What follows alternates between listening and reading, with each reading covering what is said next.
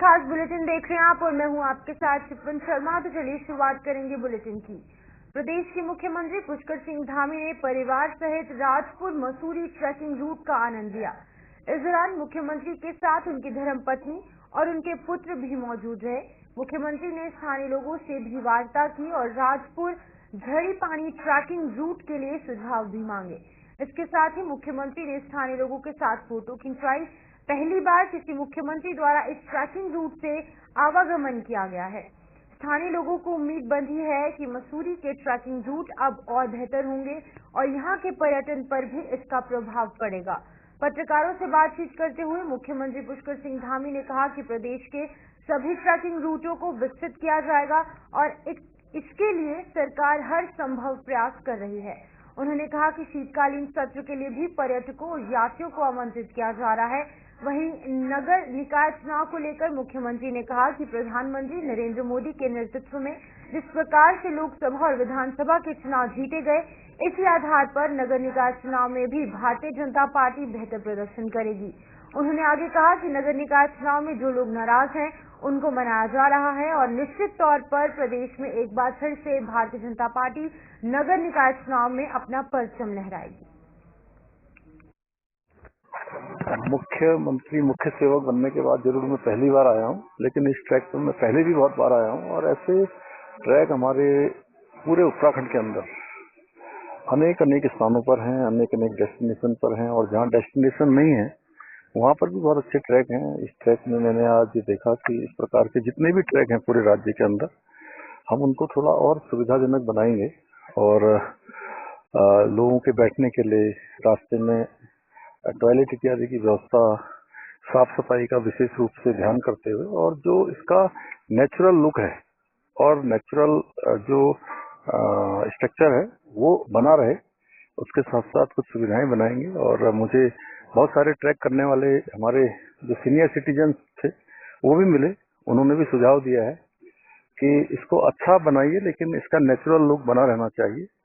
तो देहरादून में MDDA बनाएगा और जहाँ जहाँ भी हमारे अन्य जो ट्रैक रूट हैं हम उनको और अच्छा बनाएंगे, जिससे कि पूरे देश से दुनिया से आने वाले लोग इस ट्रैकिंग का आनंद ले पाएंगे, एक अच्छा अनुभव उत्तराखंड का लेंगे। और इस बार हमने शीतकालीन यात्रा प्रारंभ की है, उस यात्रा का एक अच्छा परिणाम आ रहा है और ये आने वाले समय में हमारे राज्य के लिए बहुत गेम चेंजर साबित होने वाला है।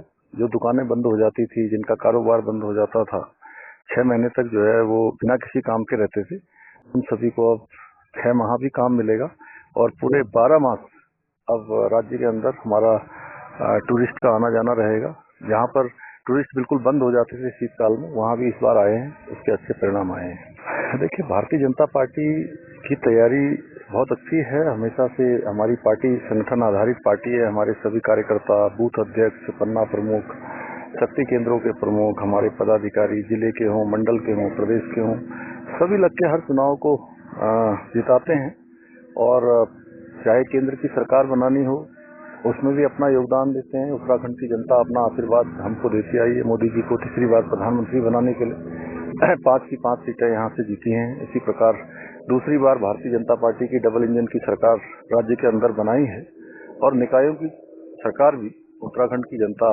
बनाएगी, हमको आशीर्वाद देगी और हम निकायों की सरकार बनने के बाद जहाँ 2 इंजन लगे हैं, तीसरा इंजन भी लगेगा और तेज गति विकास को प्राप्त होगा। बागी काफी मात्रा में बागी भी है, तो किस तरीके से मनाने का काम किया जा रहा है? देखिए, हमारी पार्टी संगठन आधारित पार्टी है और चूंकि पार्टी का विस्तार हुआ है तेजी से और सभी जगह पर बड़ी संख्या थी लोगों की चुनाव में जाने की, लेकिन देशकाल परिस्थिति के अनुरूप किसी एक के नाम को ही कैंडिडेट बनाया गया है, किसी एक को ही कैंडिडेट बनाया गया है। बाकी लोगों से बात हो गई है। अधिकांश जगह पर सभी लोग जो है संगठन के पक्ष में काम करने के लिए तैयार हो गए पार्टी कैंडिडेट। वहीं धामी सरकार का संकल्प प्रदेश में UCC लागू करना अब जल्द ही पूरा होने वाला है और ऐसे में इसको लागू किए जाने को लेकर तमाम प्रक्रियाओं को अंतिम रूप दिया जा रहा है। इसको लेकर करीब 1500 कर्मियों को प्रशिक्षण दिया जा रहा है और इसके लिए करीब 80 लाख की धनराशि भी जारी कर दी गई है। कर्मियों के प्रशिक्षण को यहां पर 20 जनवरी का समय रखा गया, जहां एक और प्रशासन अपनी तैयारियों को अंतिम रूप दे रहा है। वहीं भारतीय जनता पार्टी भी इसको लेकर उत्साहित नजर आ रही है। इसको लेकर संस्कृति राज्य मंत्री ने कहा कि यूसीसी का कार्य अंतिम चरण में है और जल्द ही हमारा प्रदेश इसे लागू करने वाला पहला प्रदेश बनने जा रहा है। हमारे लिए बड़ा गौरव की बात है और उत्तराखंड जो है पूरा देश का पहला राज्य बनने जा रहा है जिसमें यूसीसी लागू किया जा रहा है और उसकी सारी प्रक्रियाएं जो कानूनी प्रक्रियाएं होती हैं, सबसे सुझाव जो आते हैं, सारी प्रक्रियाएं हमने लगभग पूरी कर ली हैं और इसी माह जनवरी में जो है ये लागू किया जाएगा। माननीय मुख्यमंत्री जी पुष्कर सिंह धामी जी स्वयं इस पर युद्ध स्तर पर में कार्य कर रहे हैं और साथ में जो पूरी जो ट्रेनिंग टीम है और सभी जो कानूनी प्रक्रियाएं सब पूरी कर ली गई है। और सरोवर नगरी नैनीताल और उसके आसपास मौसम इतना सुहावना हो गया है जैसे कि गर्मी का सूचक माना जा रहा है। यहाँ नैनीताल, कैंची धाम और पर्यटकों के यहाँ पर जो पर्यटक स्थल है वहाँ पर पर्यटकों की भारी भीड़ उमड़ रही है। दिन ब दिन सैलानियों की आवाजाही में लगातार इजाफा हो रहा है। नैनीताल से लगभग 15 किलोमीटर दूर कैंची धाम मंदिर में महाराज नीम करौली बाबा की मूर्ति को निखारने के लिए सैकड़ों की संख्या में श्रद्धालुओं का आना जाना लगा रहता है। वहीं पर सरोवर नगरी के पर्यटक स्थल स्नो व्यू हिमालय दर्शन, किलबरी हनुमानगढ़ समेत चिड़ियाघर और केव गार्डन में सैलानियों का जमावड़ा लगा है। इधर सरोवर नगरी नैनीताल नैनी झील में नौका विहार करने वालों में भी कोई कमी नजर नहीं आ रही। मौसम में इतनी गर्मी हो रही है जैसे कि मार्च अप्रैल में होती हो। जानकारों का कहना है कि ये आसार अच्छे नहीं है, इससे निकट भविष्य में परेशानी हो सकती है जिसके चलते स्रोत, गड्ढे, नाले, नदियां, झील का पानी सूख सकता है और पानी की कमी हो सकती है। कुल मिलाकर अगर बात करें तो नैनीताल में तराई क्षेत्र से बहुत बढ़िया मौसम हो रहा है।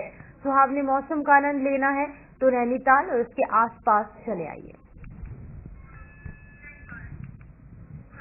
वहीं निकाय चुनाव को निष्पक्ष और शांतिपूर्ण ढंग से संपन्न करवाने को लेकर 304 मतदान अधिकारियों को पहला प्रशिक्षण दिया गया। पीजी कॉलेज के जिम हॉल में आयोजित प्रशिक्षण में जिले की 4 नगर पालिका और 6 नगर पंचायत के लिए तैनात 128 पीठासीन अधिकारी और 128 मतदान अधिकारी, प्रथम 20 जोनल मजिस्ट्रेट तथा 28 सेक्टर मजिस्ट्रेटों को प्रशिक्षण दिया गया। प्रशिक्षण में जिला निर्वाचन अधिकारी संदीप तिवारी ने कहा कि सभी मतदान अधिकारी प्रशिक्षण को गंभीरता से ले, जहां पर भी कोई संदेह हो तो बेझिझक होकर वहीं पर डाउट क्लियर कर लें। उन्होंने सभी अधिकारियों को मतदान की गोपनीयता का विशेष ध्यान रखते हुए समय से सभी काम पूर्ण करने के लिए कहा है। उन्होंने कहा है कि मतदान पेटी सहित अन्य आवश्यक दस्तावेजों का चेकलिस्ट से मिलान जरूर करें। उन्होंने पीठासीन अधिकारियों को समय पर डायरी भरने तथा मतदाता पहचान पत्र के तौर पर जो भी दस्तावेज मान्य है उनकी सभी कर्मियों को जानकारी रखने को कहा है। आगे कहा गया है कि मतदान से पहले की प्रक्रिया भी निर्वाचन में बहुत महत्वपूर्ण होती है। प्रशिक्षण में मास्टर ट्रेनरों ने मतदान का व्यवहारिक प्रशिक्षण के साथ विभिन्न प्रकारों के मत पात्रों को भरने और मतपेटी को सील करने के लिए यहाँ पर जानकारी साझा की है।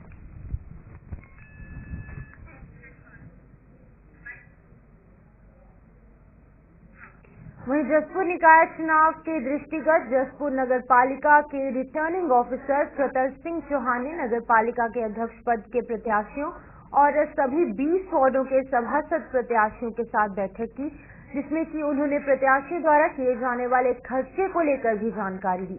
साथ ही आदर्श आचार संहिता का पालन करने के भी आवश्यक दिशा निर्देश दिए।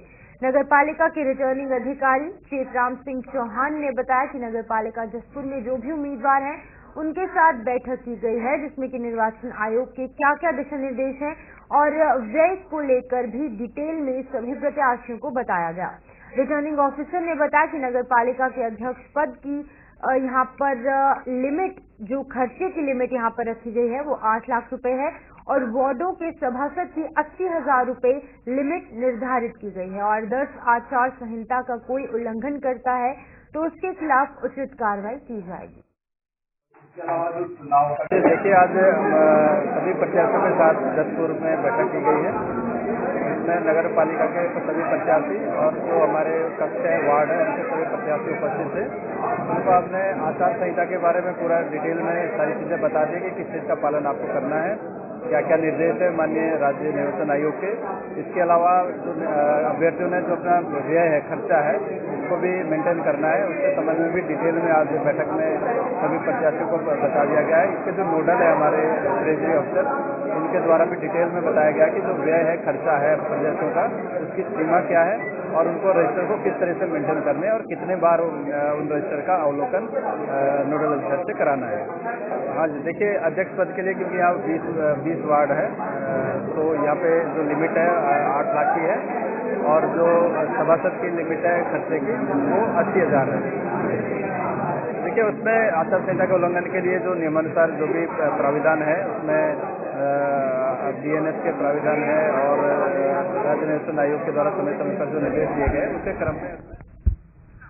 वहीं चमोली जिले की बात करेंगे, जहां पर नगर पालिका गोपेश्वर के सभागार में निकाय चुनाव लड़ रहे प्रत्याशियों को निर्वाचन आयोग की ओर से आय व्यय का प्रशिक्षण दिया गया। प्रशिक्षण के दौरान अध्यक्ष और सभासदों के पदों के उम्मीदवार शामिल हुए।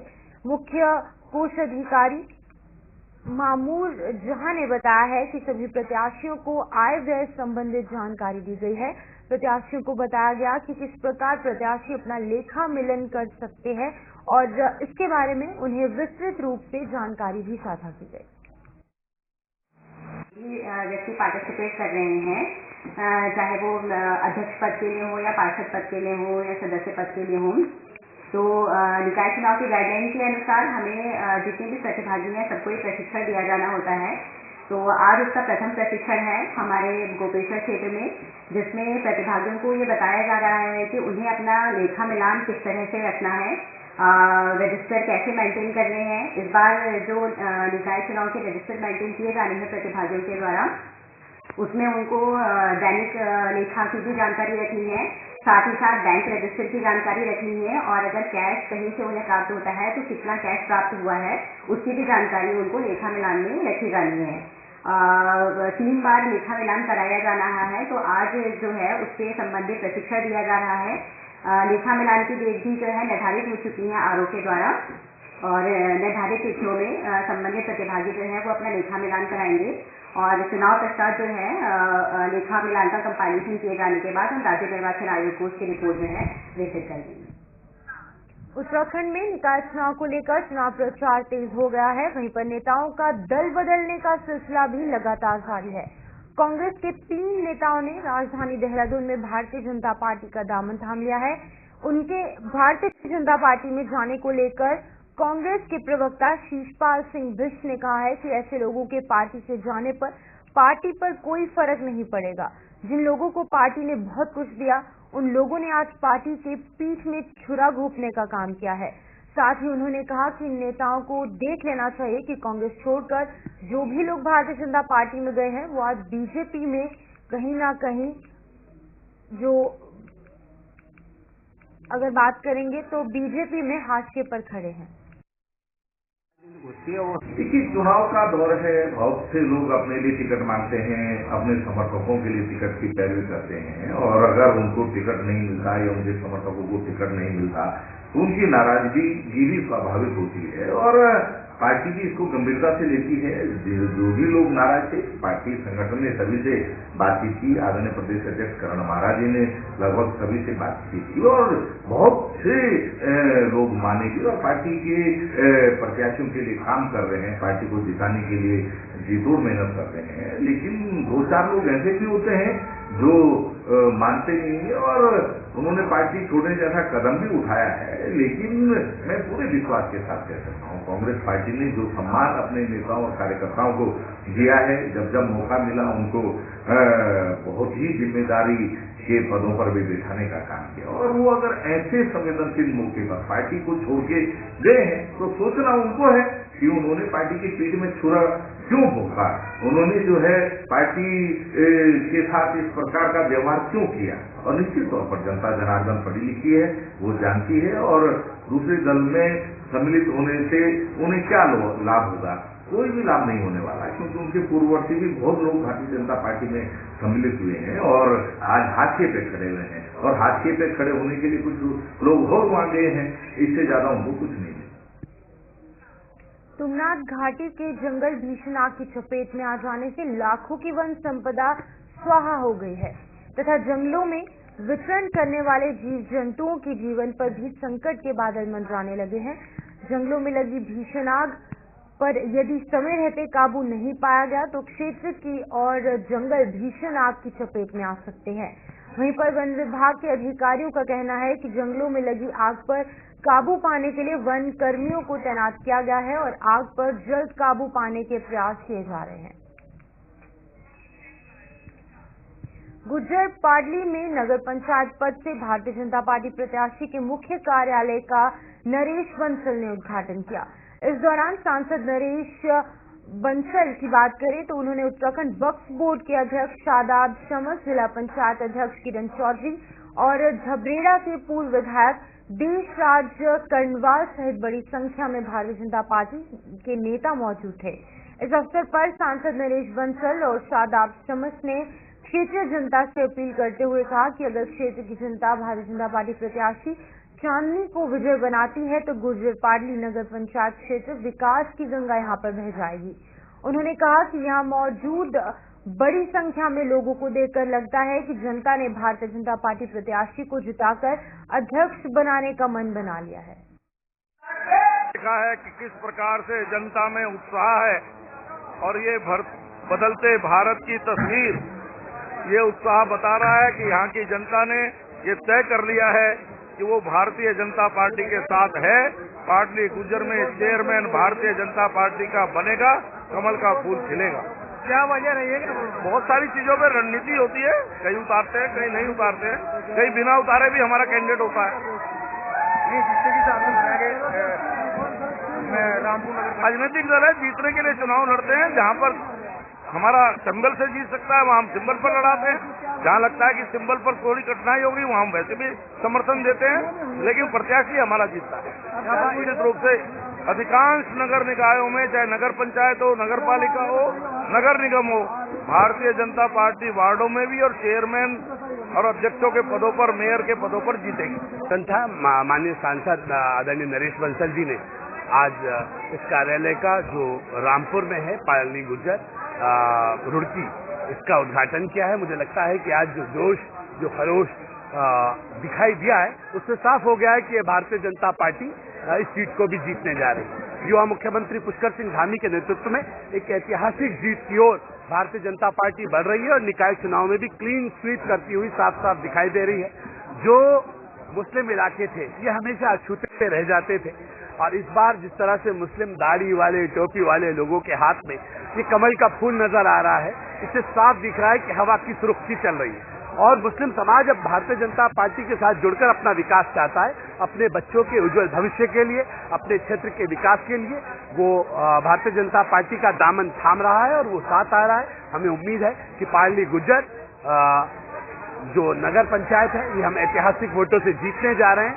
अब सिर्फ और सिर्फ विकासवाद की राजनीति होगी, न लड़ेंगे न लड़ाएंगे, न डरेंगे न डराएंगे, मोदी जी का श्रेष्ठ भारत बनाएंगे और सब मिलकर कमल के निशान को जिताएंगे। इस बात का मन तमाम इलाका बना चुका है और आज का जो जोश है वो इस बात का गवाह है कि हालात अब कुछ और इशारा कर रहे हैं। इस बार भारतीय जनता पार्टी अच्छे मतों से जीतेगी। यहाँ पे चुनाव में क्या मुद्दे देखो, अभी हम कागजों में नगर पंचायत बनी है, अभी धरातल पे भी बननी है और वो तभी संभव है जब हम सत्ता के साथ होंगे। कौन से विकास कार्य हम लेके जाएंगे? विकास कार्य को छोटे छोटे काम बहुत होते हैं पर मेन काम जो है मेरा वो अपनी झील जो है उसका विकास करना है। मैं चाहता हूँ कि वो यहाँ पर एक पर्यटक स्थल बने।